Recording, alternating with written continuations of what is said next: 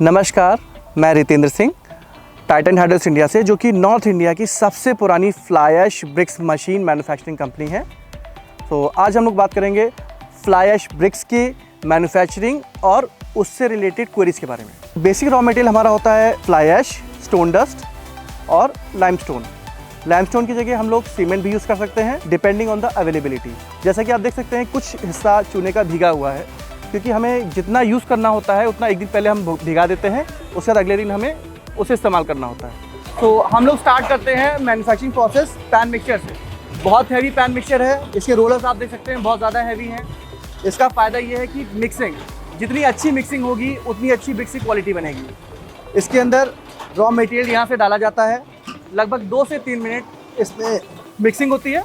Mixing के बाद ये माल का शटर खोल दिया जाता है, मटेरियल आपका हॉपर के अंदर जाता है। इस हॉपर के थ्रू ये माल कन्वेयर के थ्रू जाता है। कन्वेयर से मटेरियल मशीन के ऊपर आता है और मशीन के बाद ये वुडन पैलेट पे रखा जाता है। ये जो वुडन पैलेट है इसके ऊपर 102 ब्रिक्स आती हैं।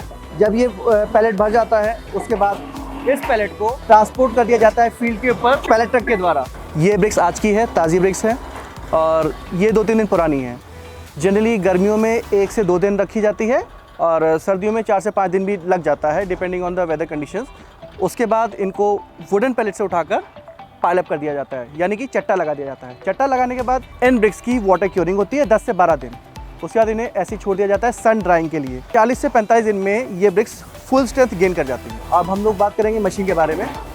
तो इस मशीन की खासियत मैं आपको बता देना चाहता हूँ कि ये मल्टीपल स्टेशन मशीन है, जिसमें तीनों स्टेशन एक साथ वर्क करते हैं। जैसा कि आप देख सकते हैं फीडिंग भी हो रही है, पंचिंग भी हो रही है और देखिए ब्रिक्स भी निकल रही है एट अ टाइम। इस मशीन की सबसे बड़ी खास बात यह है, जीरो मेंटेनेंस मशीन है। एक दिन में 18 से 20 हज़ार ब्रिक्स बनाने की कैपेसिटी इस मशीन की है।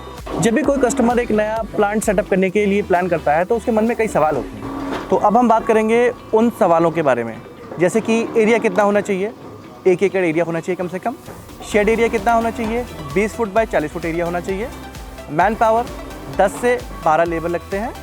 आपके वुडन पैलेट्स कितने होने चाहिए, 400 से 500 वुडन पैलेट्स की रिक्वायरमेंट होती है। और इलेक्ट्रिसिटी लोड कम से कम 25 किलोवाट होना चाहिए। और अब हम जब मशीनरी की बात करते हैं तो स्ट्रेंथ, कॉस्टिंग और प्रोडक्शन के मामले में टाइटन हाइड्रोलिक्स की रोटरी टाइप मशीन सबसे ज़्यादा रिलायबल, ड्यूरेबल और हैवी ड्यूटी मशीनरी है। पिछले 25 सालों में ना ही सिर्फ दिल्ली NCR, हमने पूरे इंडिया में प्लांट सप्लाई किए हैं। हमारी एक डेडिकेटेड आफ्टर सेल्स टीम है जो कि कस्टमर सेटिस्फैक्शन पर प्राइम फोकस करती है। धन्यवाद।